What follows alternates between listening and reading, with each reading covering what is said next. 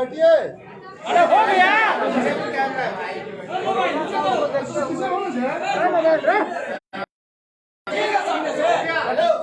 नहीं, क्या किए भाई आप पहले उठ जाते हैं सर। आप मोबाइल तोड़ दे क्या क्या नीचे बोलो नहीं यार 10 लोग 10 लोग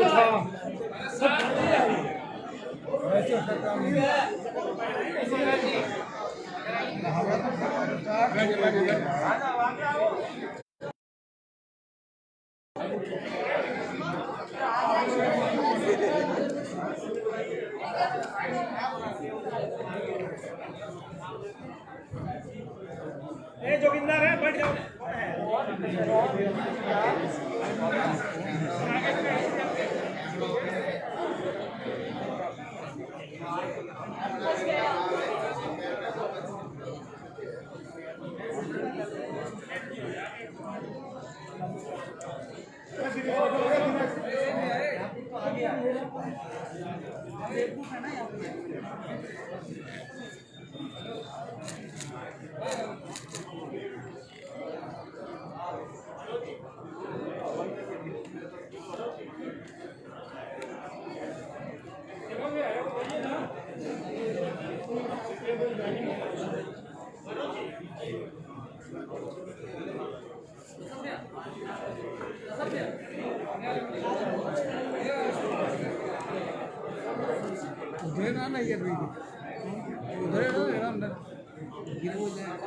तो छूते ही ना चाहते ही हो तो छीनी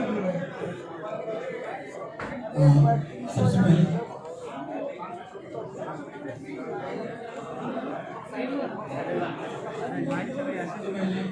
मैं आग्रह करूंगा अपने तमाम के साथियों से कि मीडिया कर्मियों के लिए जगह पर्याप्त चाहिए। और कोरोना संक्रमण का दौर है तो थोड़ा आप जगह हमारे जो मीडिया कर्मी हैं जो बहुत परेशानी में इस इवेंट को कवर करने आए हैं। साथियों, अपने गठबंधन दल के तमाम सहयोगी दलों की ओर से हमारे बीच में सबसे पहले एक जो हमने तय किया कि हाथरस में उत्तर प्रदेश में हमने सिर्फ एक दलित बेटी के साथ बर्बर अत्याचार नहीं देखा, हमने ये भी देखा कि इस मुल्क में आज भी कानून का निजाम सबके लिए बराबर नहीं है। कानून कुछ के लिए, रसूखदार लोगों के लिए उनके दरवाजे पे बंधी गाय की तरह होता है, जबकि बाकी लोग दर दर भटकते हैं। हाथरस की घटना उस पीड़ित परिवार और अपने मुल्क की संवेदनाओं को फिर से जिंदा रखने के लिए मैं तमाम साथियों से आग्रह करूंगा, अपनी अपनी जगह पे खड़े होकर के 1 मिनट का मौन रखें।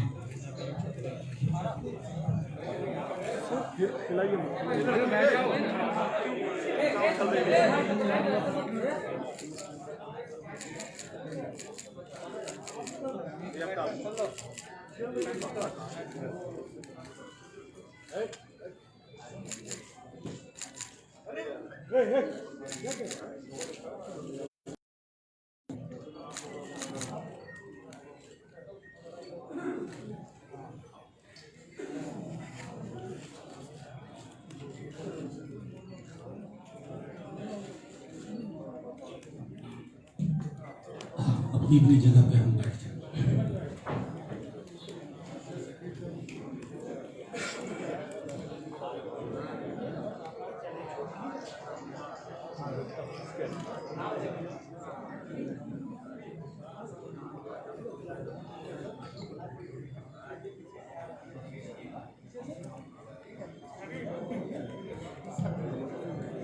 साथियों, मैं समझता हूं कि आज बिहार के सामाजिक ताने बाने का प्रतिनिधित्व करने वाले तमाम प्रगतिशील विचार के लोग, बदलाव के विचार के लोग एक साथ हैं।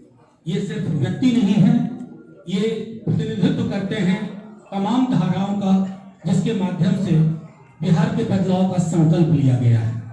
नया बिहार, युवा बिहार, समृद्ध बिहार, सुदृढ़ बिहार। और जाहिर तौर पर इस गठबंधन की बुनियाद उन्हीं बुनियादी मुद्दों पर है।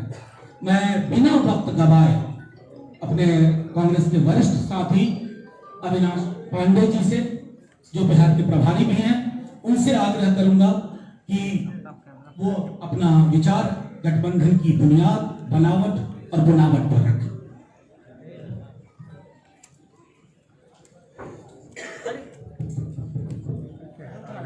नमस्कार। राष्ट्रीय जनता दल के सम्मानीय अध्यक्ष, हमारे नौजवान और ऊर्जावान नेता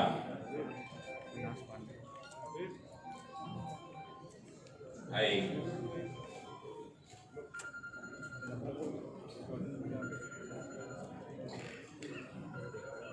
तेजस्वी यादव जी, राष्ट्रीय जनता दल के सम्मानीय नेता भाई तेजपाल सिंह जी,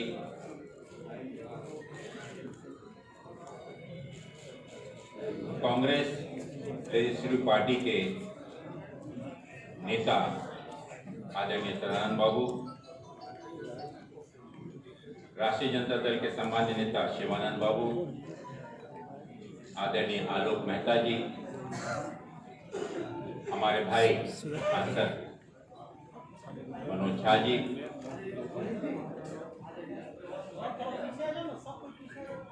माले पार्टी के सम्मानीय रामेश्वर प्रसाद जी, श्री प्रणत कुमार जी, सीपीआई के आदरणीय राम नरेश पांडे जी, श्री रामनजी कुमार जी, सीपीएम के सम्मानीय अवधेश कुमार जी, श्री अरुण कुमार मिश्र जी, वीआईपी पार्टी के सम्मानीय मुकेश साहनी जी, यहाँ उपस्थित कांग्रेस और सहयोगी दलों के सभी सम्मानित नेतागण, उपस्थित साथियों, बहुत ही सोच विचार और विचार विमर्श के बाद नीचे की जगह यूपीए के सभी घटक दलों ने कुछ वैचारिक मतभिन्नता होने के बावजूद भी बिहार के विधानसभा चुनाव में एक महागठबंधन के रूप में एक मजबूत ताकत बनाते हुए एक साथ आकर महागठबंधन का इन सभी पक्षों ने, कांग्रेस, राष्ट्रीय जनता दल, माले, सीपीआई, सीपीएम, वीआईपी,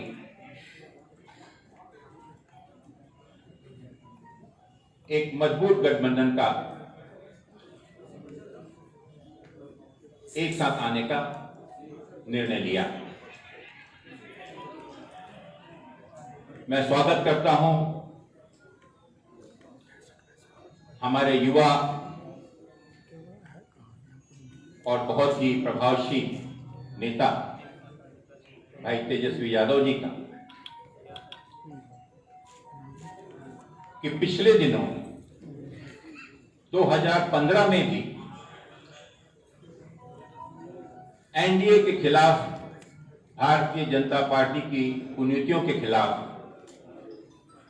इसी प्रकार का एक महागठबंधन बना था और पूरे प्रदेश की जनता ने भारतीय जनता पार्टी और मोदी जी के खिलाफ इस मोर्चे को भारी बहुमत दिया था। लेकिन दुर्भाग्यवश उस जनमत का अपहरण करते हुए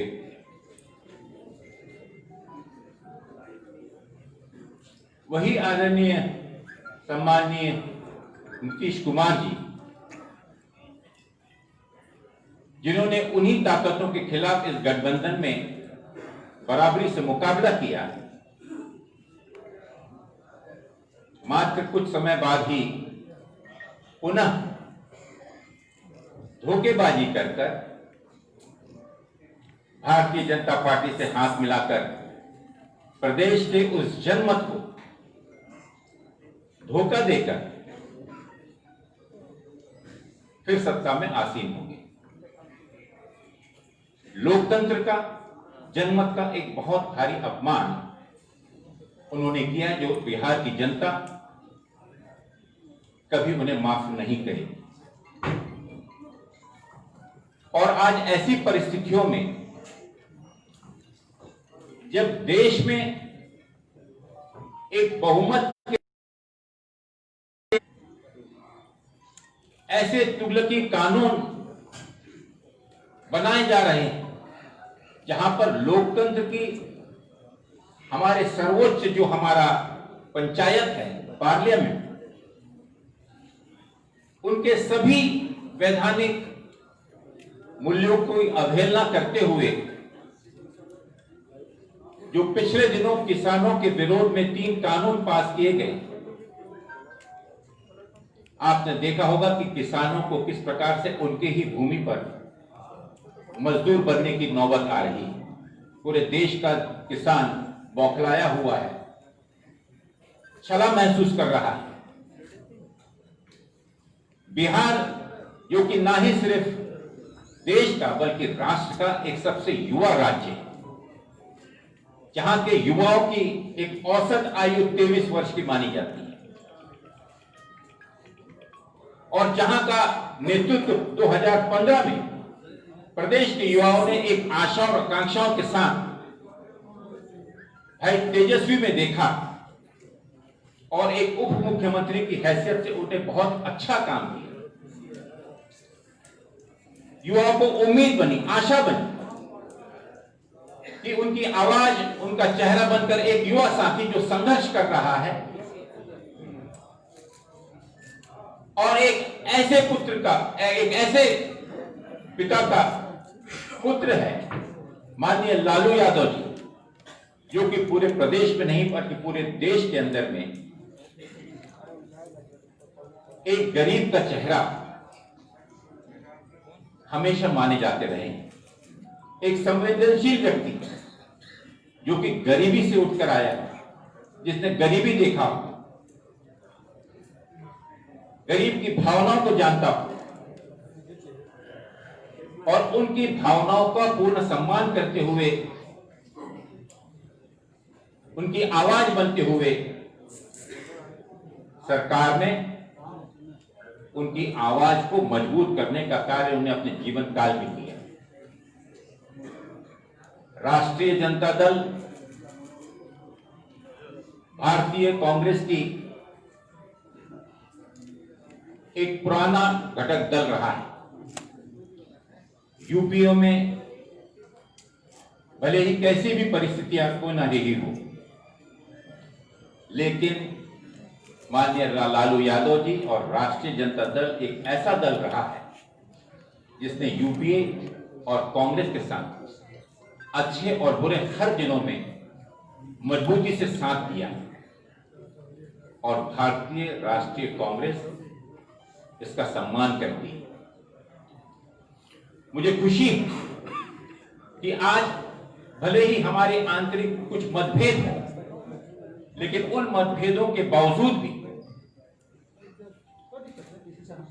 धर्मनिरपेक्ष पर विश्वास रखने वाले सभी दल, जो देश के लोकतंत्र पर विश्वास रखते हैं, जो देश के संविधान पर विश्वास रखते हैं, और आज जिस प्रकार से देश के संविधान की धज्जियां उड़ाई जा रही हैं, जिस प्रकार से बहुमत के नशे में मनमानी तरीके से देश में एक अराजकता फैलाई जा रही है, उससे अछूता नहीं। पिछले 15 वर्ष के कार्यकाल में माननीय नीतीश कुमार जी ने, जिन्हें पूरी देश की जनता, प्रदेश की जनता एक सुशासन बाबू के रूप में जानती थी, अगर हम पीछे पलट कर देखें कि इन 15 सालों में प्रदेश के विकास के नाम पर या उन वादों के नाम पर इस प्रदेश को क्या मिला, तो मात्र एक मायूसी, धोखाधड़ी और जुमलेबाजी के अलावा प्रदेश की जनता बड़ी निराशा से इस ओर देख रही है। और विशेष रूप से पिछले 3 वर्षों में जिस प्रकार से भारतीय जनता पार्टी की एक बंधक सरकार के रूप में प्रदेश की सरकार काम कर रही है, जहां नीतीश बाबू को एक सोशलिस्ट नेता के रूप में हर व्यक्ति सम्मान करता था, वहां पर एक लाचार मुख्यमंत्री के रूप में जिस प्रकार से प्रदेश की जनता के साथ छलावा हो रहा है, चाहे प्रदेश का लॉ एंड ऑर्डर हो, बेरोजगारी का मामला हो, प्रदेश के युवाओं के साथ किया गया जो वादा पिछले दिनों सरकार ने किया था उससे वादा खिलाफी हो, आज सबसे बड़ी बेरोजगारी अगर आप देखें तो अन्य प्रदेशों की तुलना में बिहार सबसे अव्वल दर्जे पर। हमारे वो रोजगार, हमारे वो प्रवासी मजदूर जो आज मैं समझता हूं कि हिंदुस्तान के हर राज्य में, हर प्रदेश में, हर शहर में यहां पर रोजगार न होने के कारण अपने परिवार का पेट पालने के लिए पूरे देश के राष्ट्र निर्माण में लगे हुए हैं। जब कोरोना जैसी महामारी पूरे विश्व में आई और उस समय जब यही प्रवासी मजदूर अपने घरों पर वापस आना चाहते थे, नंगे पांव, भूखे पेट, पैदल तपती हुई धूप में, मुझे विश्वास नहीं होता कि क्या उस प्रदेश का मुख्यमंत्री, उस प्रदेश का, उस प्रदेश के वासियों का पालक उन्हें अपने ही प्रदेश में, अपने ही गांव में, अपने ही घरों में आने के लिए रोका गया और 60 दिनों तक प्रदेश की सरकार ने कोविड से त्रसित लोगों के लिए, हमारे उन प्रवासी मजदूरों के लिए बहुत ही असंवेदनशील तरीके से पेश आकर निराश किया। अनेक मजदूरों ने रास्ते में अपने प्राण त्याग दिए, छोटे बच्चे भूख से बिलखते हुए मर गए।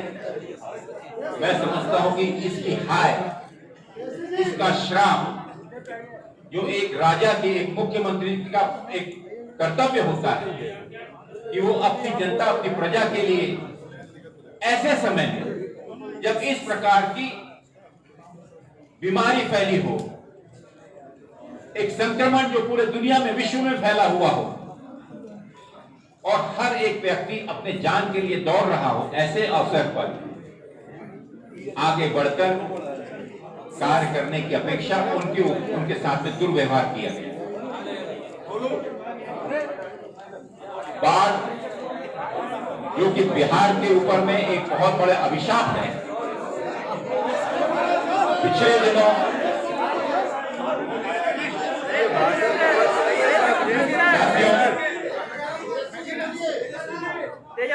ज्यादा वक्त न लेते हुए इतना ही कहना चाहूंगा साथियों कि सभी दल एक साथ आकर बिना किसी विपक्ष की ताकत का बंटवारा किए बिना इस महागठबंधन का उद्देश्य है कि हम इस नाकाम नीतीश कुमार जी की एनडीए सरकार को विदाई करें और मुझे विश्वास है कि पूरा महागठबंधन इस बदलाव का संदेश 2020 का सबसे बड़ा संदेश, क्योंकि बिहार ने हमेशा देश को संदेश दिया है और इस चुनाव से पूरे देश में एक बदलाव की लहर आएगी।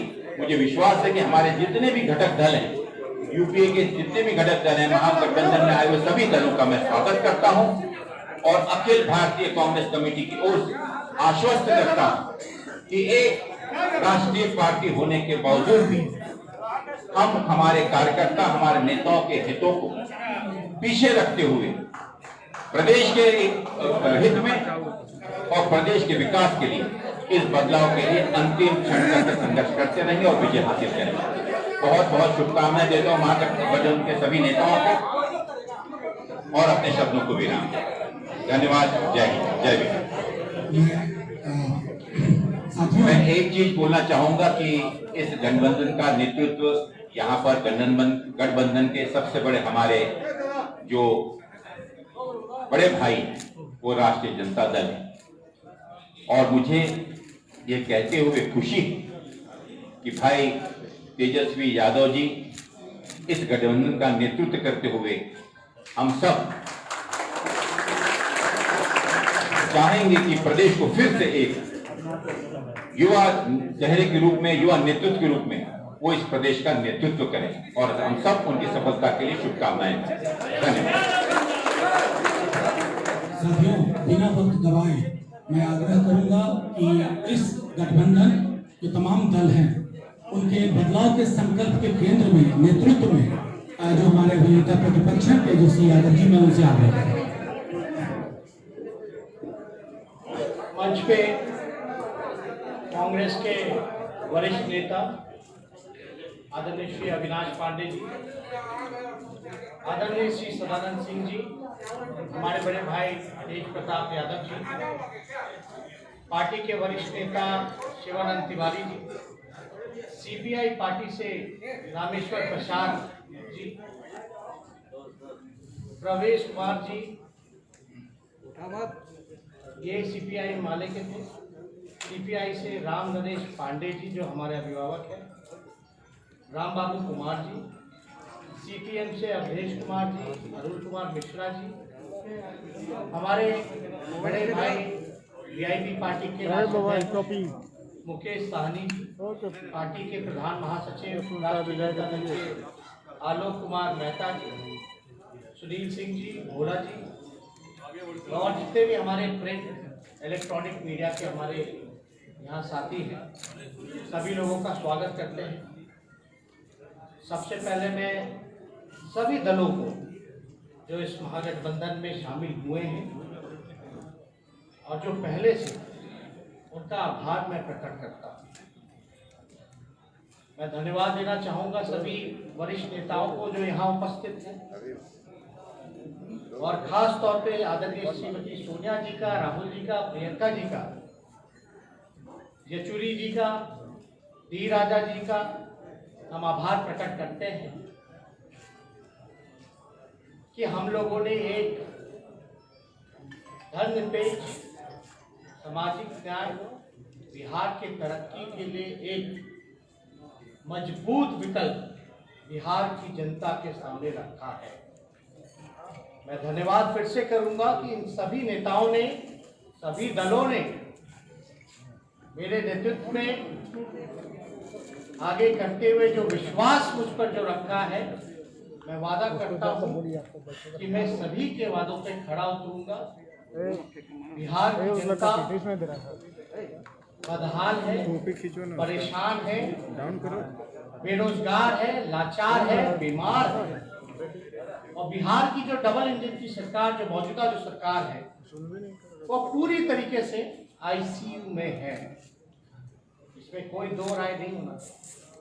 अब तक बिहार से गरीबी नहीं मिटा पाए 15 सालों में, अब तक बेरोजगारी नहीं हटा पाए, अब तक भूखमरी खत्म नहीं कर पाए, बिहार में एक कारखाना नहीं लगा, लोगों नौजवानों पर डंडे बरसाने का काम किया,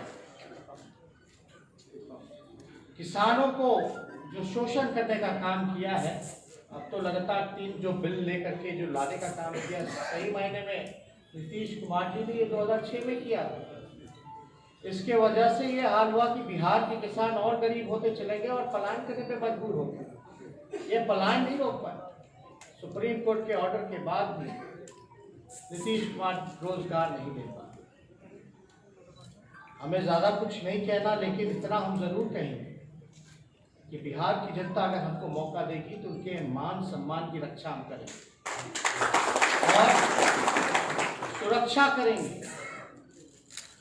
तरक्की पे लेकर के चलेंगे, सभी जात धर्म के लोगों को एक साथ लेकर के चलेंगे। अभी आप देखते होंगे अपने लोगों को ही, मजदूरों को जो 15 साल में पलायन नहीं रोक पाए, रोजगार नहीं दे पाए, जो बिहार आने से रोक दिया, उनको अपमानित किया, चिट्ठी निकाल के उन मजदूरों पर लाठी बरसाने का काम किया। ये बिहार के नौजवान, किसान, बेरोजगार, मजदूर, गरीब ये भूले नहीं है। हर घंटे में बिहार में 4 घंटे में बिहार में एक रेप होता है, 5 घंटे में एक हत्या होती है। तो इस पे ज्यादा हमको विश्लेषण नहीं करना, लेकिन हम ठेठ बिहारी है। हम ठेठ बिहारी हैं, जो वादा करते हैं उसको हम पूरा करेंगे। और एक बात बता दें, हम ठेठ बिहारी होने के साथ साथ मेरा डीएनए भी बहुत शुद्ध है। अभी जो मौजूदा सरकार है, जल पानी एक जगह जो जम जाता है, उस जल के जमने से कीचड़, काई, बीमारी जो फैलती है, ऐसी स्थिति मौजूदा सरकार की है। बिहार को एक विकल्प चाहिए। शुद्ध जल जो बहता है, जैसे नदी का बहता है, वैसा बिहार को विकल्प चाहिए, जो कि हम लोग एक नदी की तरह शुद्ध बहती हुई जल के धारा की तरह वो बिहार की जनता को हम लोग देने का काम करें। अभी आप लोग सबसे चीजें जो हैं बेचैन होंगे कि महागठबंधन में किसको कितनी हिस्सेदारी मिली, और बहुत दिनों से आप लोग भी परेशान थे कि भाई क्या क्या विकल्प है, कौन होगा चेहरा। तो इस प्रश्न पर सभी लोगों को जवाब मिल चुका है, और मुझे पूरा भरोसा है कि बिहार की जनता बदलाव चाहती है। बिहारी जाग चुके हैं, उन्होंने ठान लिया है कि इस बार 15 साल तक जिन्होंने बिहार के जनता को धोखा देने का काम किया, बिहार के मुख्यमंत्री डर और लालच के कारण उन्होंने जो समझौता किया सांप्रदायिक शक्तियों से, जनादेश का जो अपमान किया, वो बिहार की जनता नहीं भूली है। 4 साल में 4 सरकार, कहां से होगा विकास? स्टेबल गवर्नमेंट को अनस्टेबल कर दिया गया कुर्सी के प्यार में। उनको बिहार की चिंता नहीं। कहते होंगे बिहार हमारा परिवार है। बिहार भाषण से नहीं, काम पे विश्वास करता है। और इन्होंने जो परिवार का नाम दिया है, हम तो इतना कहेंगे कि बिहार के गौरव के लिए, बिहार को तरक्की के रास्ते पे लाने के लिए हम बिहार की जनता से हम मांगते हैं कि हम लोगों को एक मौका दीजिए, और जितने वादे हम लोगों ने करेंगे, जो 10 लाख नौकरी का जो हम लोगों ने वादा किया है, केवल स्थायी और सरकारी नौकरी है 10 लाख, 4.5 लाख नौकरियां रिक्त पड़ी हैं। शिक्षा विभाग में, पुलिस महकमे में, स्वास्थ्य विभाग में, इंजीनियरिंग डिपार्टमेंट्स में लगभग 4.5 लाख। राष्ट्र औसत के मुकाबले लाने के लिए हमको 5.5 लाख और चाहिए, सभी मानकों को पूरा करते हुए जो आंकड़ा 10 लाख का बनता है।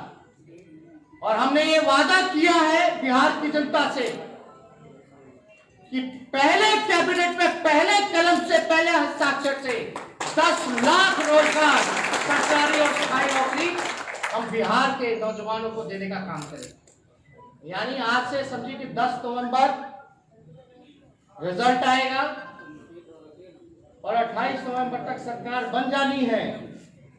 यानी 1-1.5 महीने पे लोगों को रोजगार मिलना शुरू हो जाएगा। ये रोजगार तो केवल सरकारी है, हमारा मकसद है। और ये सरकारी नौकरियों में भी जो फॉर्म की जो फीस जो जमा होती है,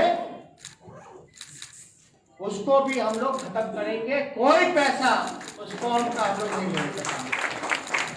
आगे हम लोग सभी दल यहाँ बैठे हैं, आगे हम लोग अपना ब्लूप्रिंट, क्या विजन है हमारा, हर एक सेक्टर को,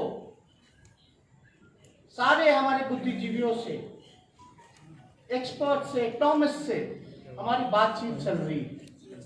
इस पे हम लोग काम कर रहे हैं और जल्द ही कुछ दिनों के बाद अंतिम रूपरेखा दी जा रही है। वो आप लोगों के सामने एक कॉमन मिनिमम प्रोग्राम के तहत वो आप लोगों के सामने हम रखेंगे, अलग अलग क्षेत्रों का। मैं मानता हूं कि यहाँ जितने दल हैं सभी पार्टियां चाहती थी कि भाई ज्यादा से ज्यादा सीटें उनको मिले, और जितने भी महागठबंधन के सीपीआई, सीपीएम, माले, कांग्रेस, वीआईपी, आरजेडी के जितने भी कार्यकर्ता या वर्कर, नेता, पदाधिकारी, उनसे अब इतना कहना चाहेंगे कि निराश मत होइए। कहीं सीट एडजस्टमेंट में अगर एडजस्ट नहीं हो पाए, मैं उन सभी लोगों को कहना चाहूंगा कि बिहार को बचाने के लिए छोटी सी कुर्बानी हम लोगों को देना पड़ेगा, और आपके इस कुर्बानी का हम मान सम्मान और रक्षा हम करेंगे, और बेहतर रिजल्ट हम ला करके देने का काम करेंगे। तो आप लोगों से जो हम लोगों का फैसला हुआ है सभी गठबंधन के नेताओं का, तो हम आपको नंबर बता दें। सबसे पहले सीपीएम पार्टी को हम लोगों ने 4 सीटें, सीपीआई पार्टी को 6 सीटें, सीपीआई माले को 19 सीटें, कांग्रेस को 70 सीटें, और जो बाई इलेक्शन होने वाला है लोकसभा वाल्मीकि नगर का, पिछले बार भी कांग्रेस हमारे गठबंधन से लड़ी थी, वो सीट पे हम लोगों का समर्थन कांग्रेस को रहेगा, यानी 70+1 लोकसभा सीट कांग्रेस का। राष्ट्रीय जनता दल के खाते में 144 सीटें, 144 सीटें बची हैं, जिसमें कि हमारी बात मुकेश सहनी जी से अकोमोडेट करने की हो रही है। हेमंत सोरेन जो जेएमएम के पार्टी हैं, उनको भी, उनसे भी बातें हमारी चल रही हैं, यानी 144 जो सीटें हैं उसमें से वीआईपी पार्टी और जेएमएम को राष्ट्रीय जनता दल 2-3 दिनों में जो होगा फैसला वो आप लोगों के सामने रखेगा। तो ये टोटल जो है आंकड़े आप लोगों को हम फिर से दोहरा दें। राष्ट्रीय जनता दल 144, जिसमें अकोमोडेट वीआईपी और जेएमएम को करना है, कांग्रेस 70+1 लोकसभा, सीपीआई माले 19, सीपीआई 6, सीपीएम 4, तो टोटल आंकड़ा 243 का है। और मुझे पूरा विश्वास है कि हम लोग मिल करके सरकार बनाएंगे, और ये जो लड़ाई है ये जनता बनाम डबल इंजन सरकार के खिलाफ है, और हम जनता के साथ हैं। तो और कोई सवाल? माले के हमारे जो साथी हैं वो अपनी बात को जो है रखना का काम करें। चलो आगे से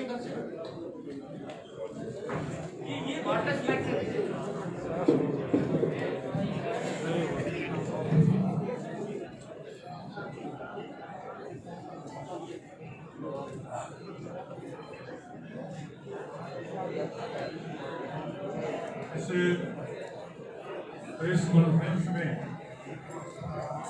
कांग्रेस के वरिष्ठ नेता मांडे जी, सदानंद जी, आरजेडी के तेजस्वी जी, शिवानंद जी, मनोज जी, सीपीआई के खिलाफ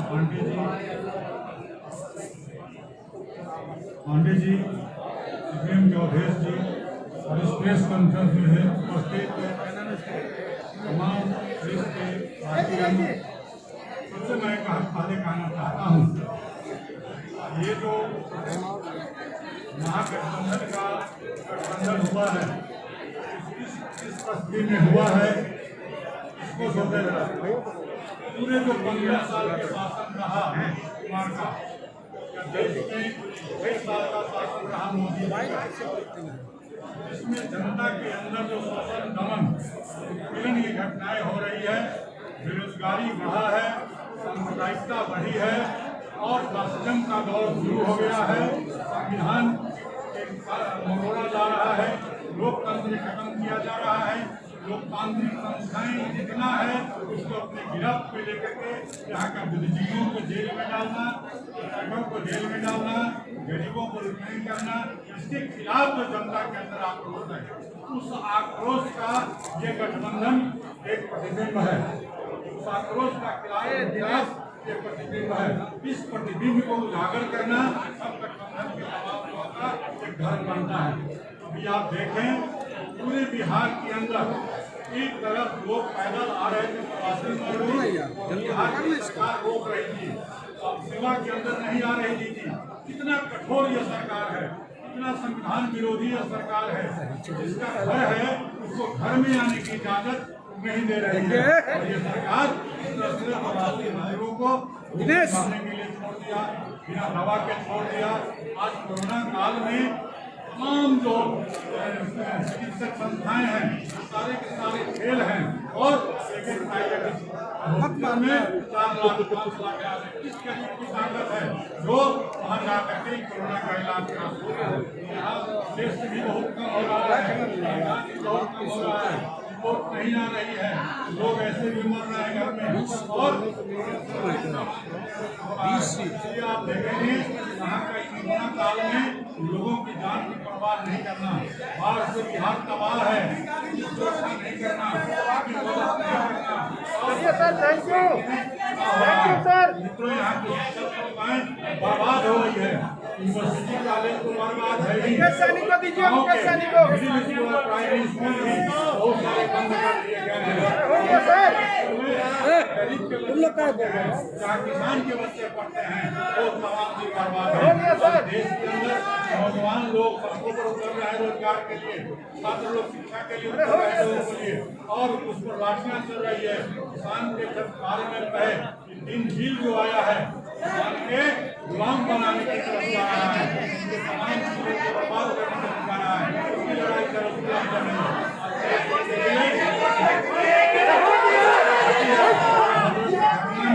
इस तरह से देश के अंदर एक लोकतंत्र का हत्या हो रहा है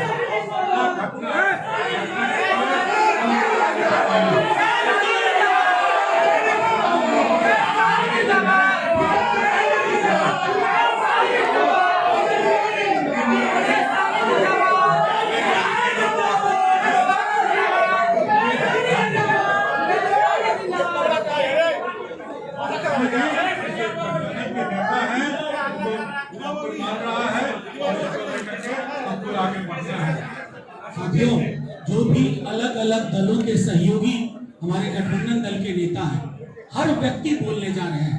मैंने पहले ही कहा कि ये सिर्फ व्यक्तियों का इकट्ठा होना नहीं है, विचार का इकट्ठा होना है। अब हम अपने साथी मुकेश सैनी जी को